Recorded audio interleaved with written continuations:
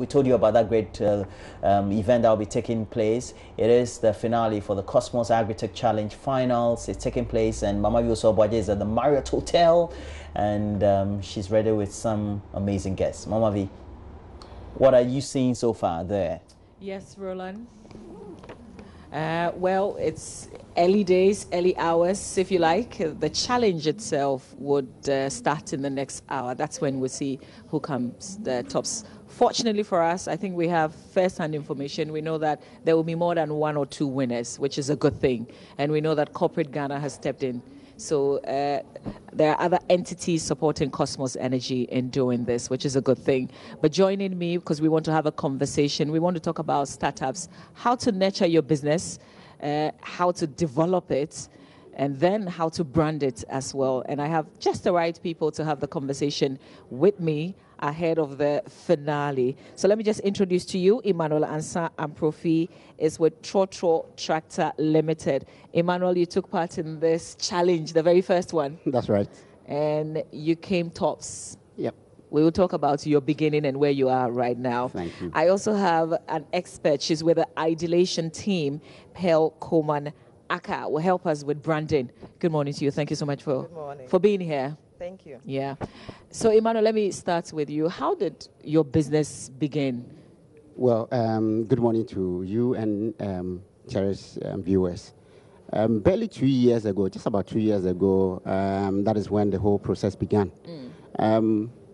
Just running around doing my business as usual. And a bird whispered to me that there's a new challenge going on in Agric. So I applied and we were selected. We went through the process of ideation or meeting other co-founders. So I actually didn't know any of my 2 co-founders from anywhere. Okay. We met there. So that is actually how we began.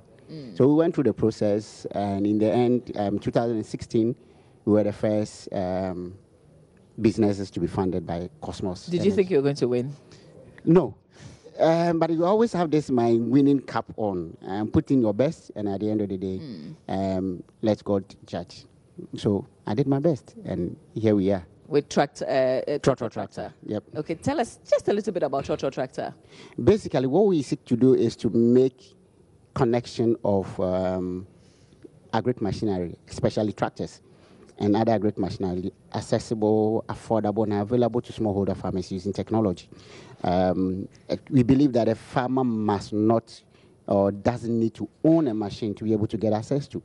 So basically, like Trotro, anywhere you step out in Ghana, you get Trotro, and there's the most affordable means of transport. So we brought the same scenario into agriculture, but then adding technology to it, and that is how come Trotro Tractor. How can an ordinary farmer take advantage of what you've done? So we've created the low-end technology whereby we use a USSD platform to request for a service. So any farmer, any part of Ghana can request using a shortcode of *718*85# on our network. It's a toll-free number. By this, the farmer puts in where his land is, how many acres he's plowing or is servicing he wants to harrow, and then even pay with mobile money. Okay. So once this is done, it gives assurance that the farmer is ready to work. Then we also dispatch. We locate our nearest tractor based on the GPS trackers that we have on these tractors. So this helps us in connecting them to the farmer. Fantastic. Then the farmer is happy. We are also happy. Yeah. The tractor owner is happy. Great. You know, and the way you said, but this was not a polished business from the beginning, Pearl.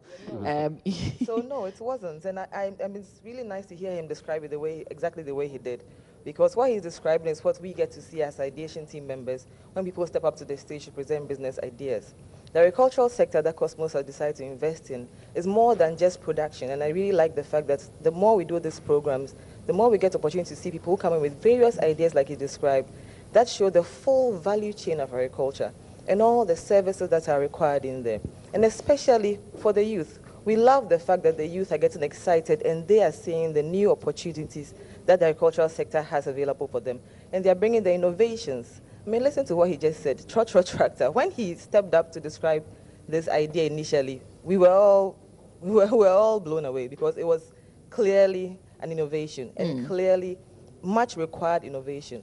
I mean, access to equipment and access to mechanization, access to technology, not the basic needs of a farmer right now. And they've brought in a model to immediately mitigate that. So that was an excellent idea. And these are the key opportunities that we get to see as we go on with this program. And I'm sure today you're going to see a few more of such innovations come up. Emmanuel, from your point of view, because you've done this from the very beginning, what do you need to start a business?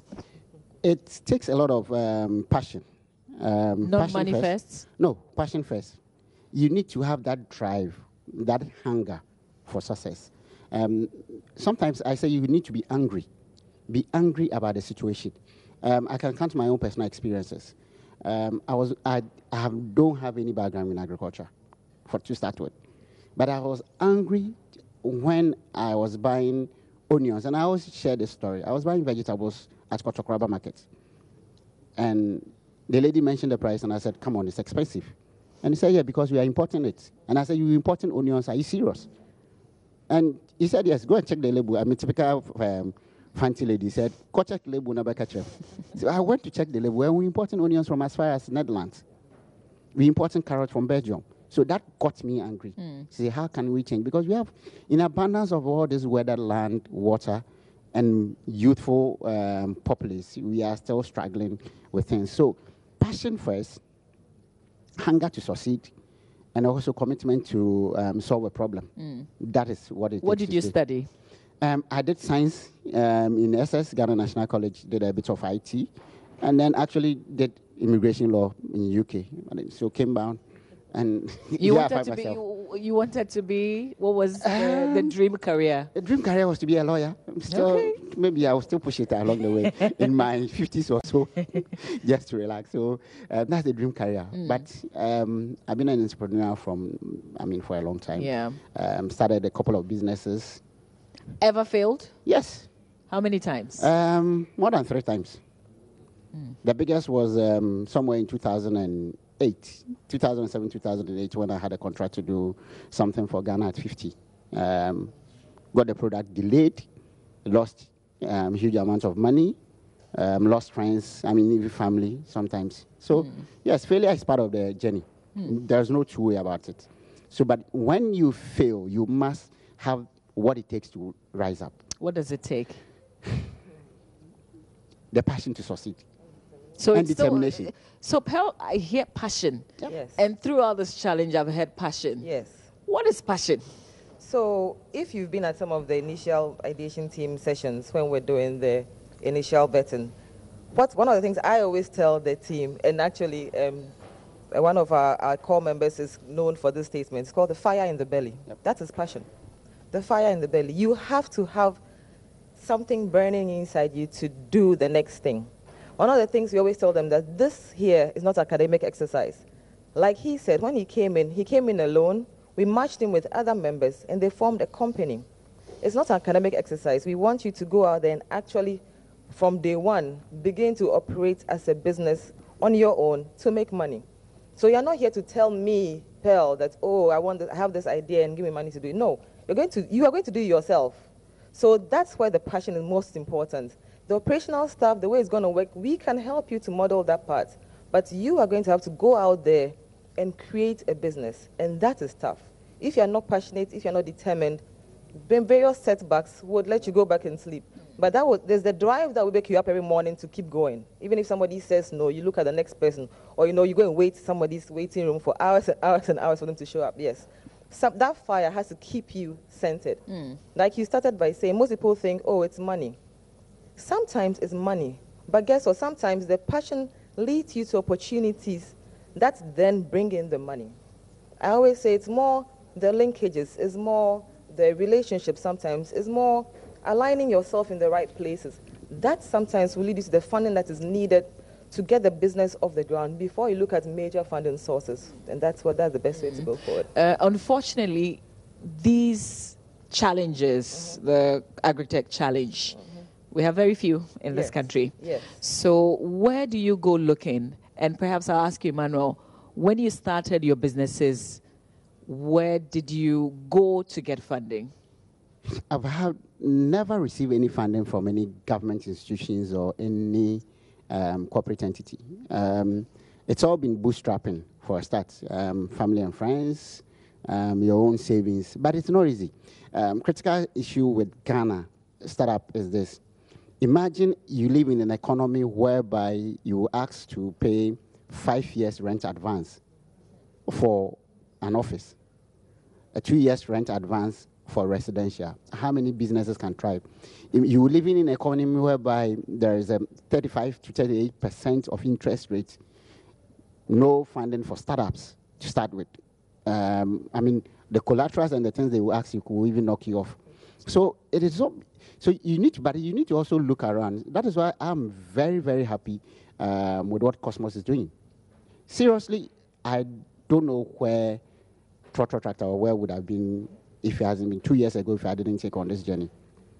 It took time. So, but you also, as youth or as young business, we need to also be fishing around because there's a lot of stuff on the internet, good ones and bad ones. So you choose how to. Because there's a lot of grants and programs running around, not just in Ghana, but globally, and then also within the African context.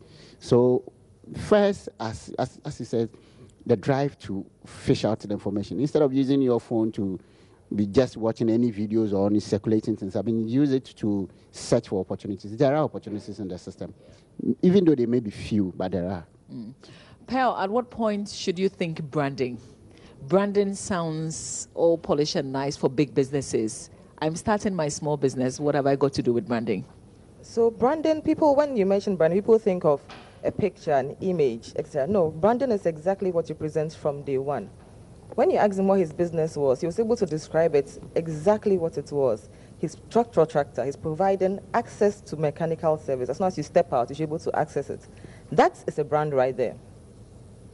That is a brand right there. And what we teach them is that from the very beginning, define what you want to do clearly and stick to it. If he goes to another meeting and you ask him what's a structural tractor and he says something else, he's immediately diluted his brand. But every time you hear structural tractor, the first thing that crosses your mind is that, access to tractor services, just like a trotro. And he's described to you that you can use your cell phone using a code to access it. So that's the innovative step. That's the brand right there. So branding your business is basically exactly what you want the business to do and sticking to the core of it. You may in future grow, the business to other sites, but there should always be a core brand under which the other businesses can align around. And that's something that sometimes small business or startups forget. Like he said, there are challenges. So it may be easy to very, very quickly divert, but then immediately you are diluting the brand. And even when another person wants to work with you, they are not sure exactly what you do. You don't want somebody to ask you that question. You want to stay on point. At least for the first 5 or 6 years, be sure that you're on point. Grow that one. And then if there are new opportunities, they can sit under that major brand. Emmanuel, when should you begin to make profits? that is a very big question with a big answer. Profits should be at the back of your mind from day one.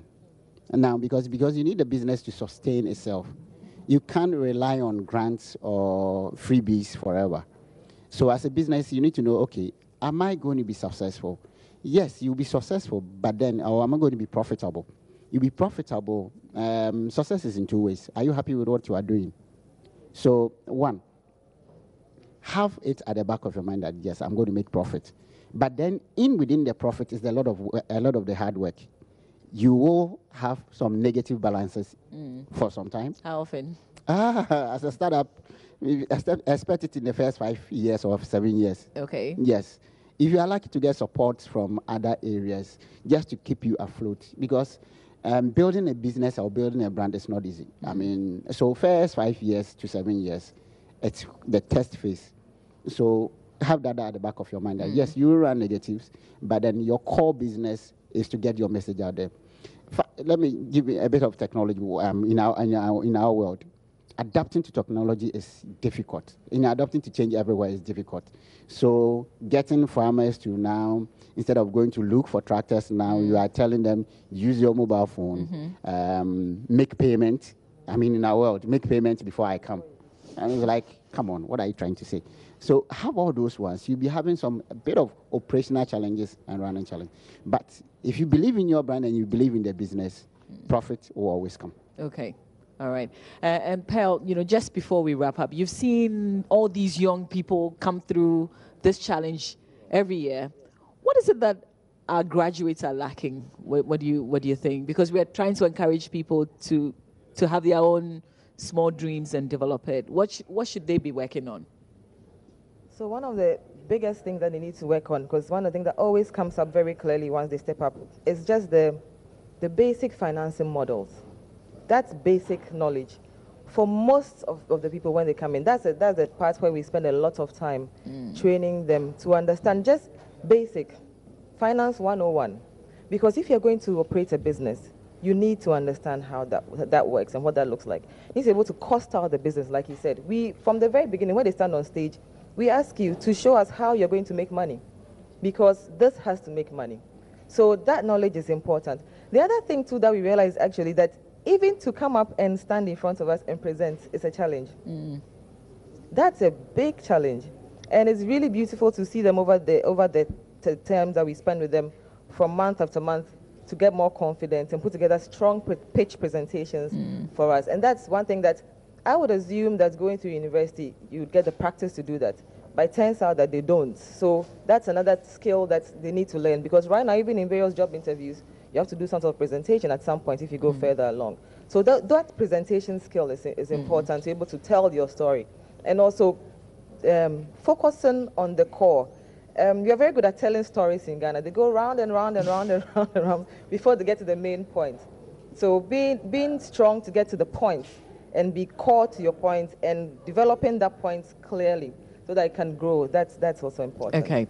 All right. I'd like to say thank you to you, Pearl. Thank you to Emmanuel with your business. All the best. Right. And Pearl, we will see the end products of your work, what you've been doing later this morning here at the Marriott Hotel. Roland, it's a wrap from here, but we bring you Show Business with Becky. It's brought to you courtesy Awake Purified Water.